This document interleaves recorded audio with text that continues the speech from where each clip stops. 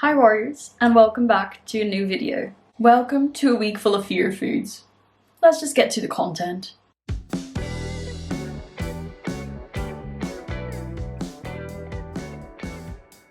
Welcome to the first day of the Fear Food Challenge.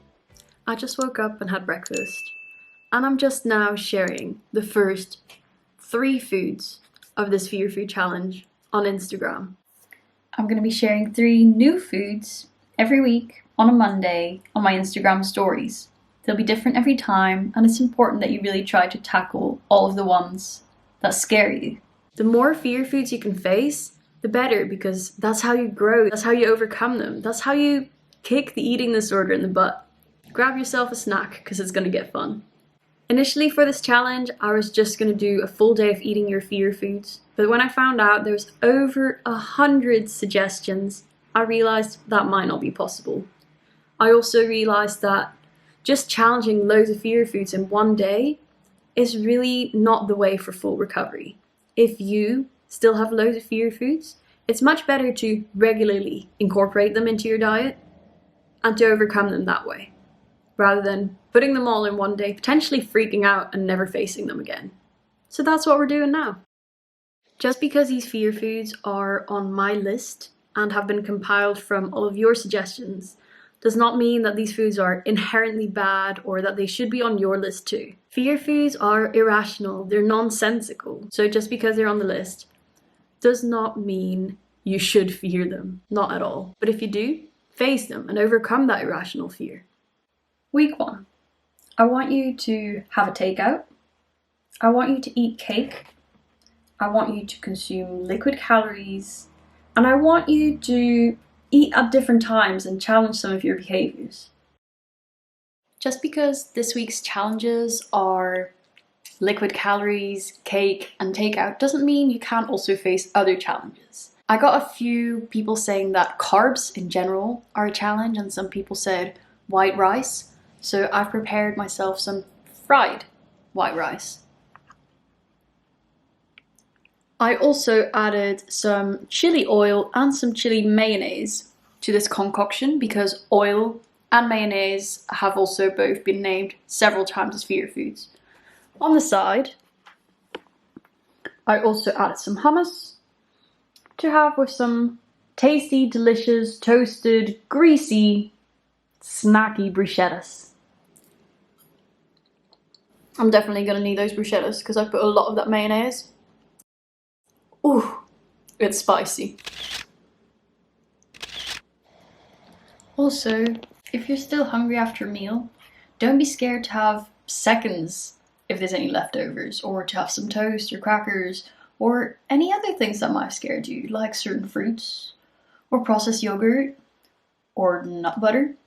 As a little dessert to my fried rice, I now have a bowl where I chopped up a pear, a plum, a nectarine. I also added some raspberries, some coconut yogurt, and some peanut butter.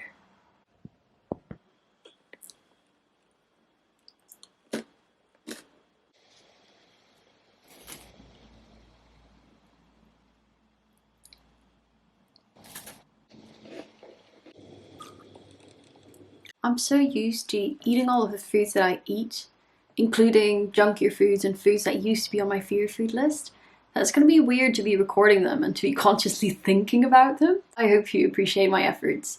If you do, if you appreciate my efforts, if you are joining me in this challenge, and if you perceive the benefits that this challenge is bringing you, definitely be sure to give this video a thumbs up, a big thumbs up, and to subscribe.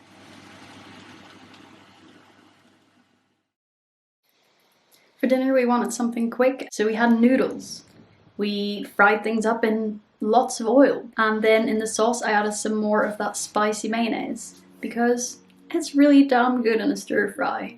During my eating disorder, literally everything was a fear food, and now nothing really is anymore.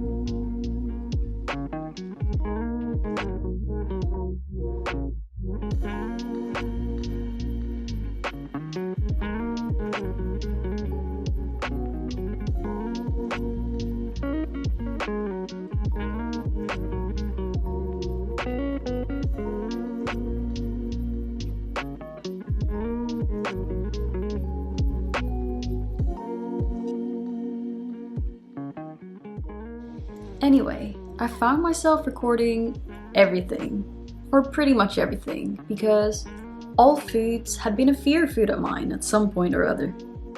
If it hadn't been one of my fear foods, it had been someone else's fear food and they had sent it in on Instagram.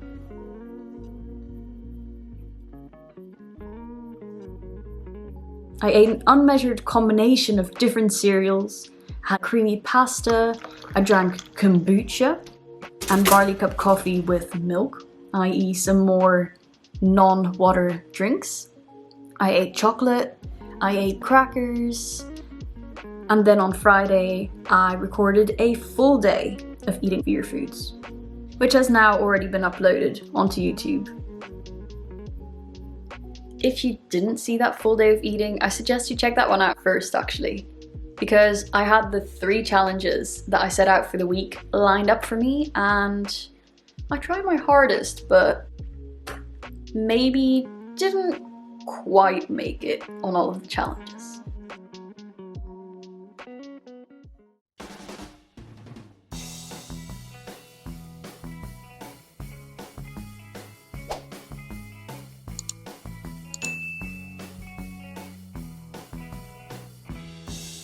Over the weekend I worked, so I didn't actually record anything, although I did face some more fears. I had granola both mornings.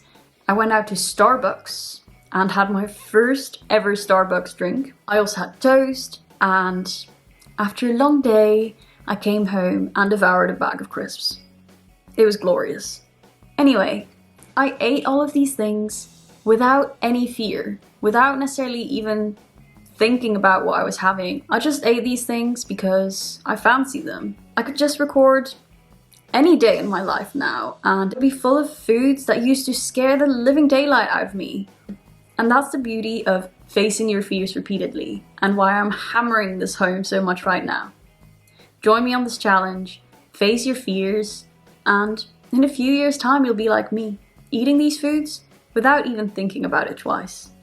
If you are on your recovery journey, definitely face your fear foods. Face them repeatedly and keep going.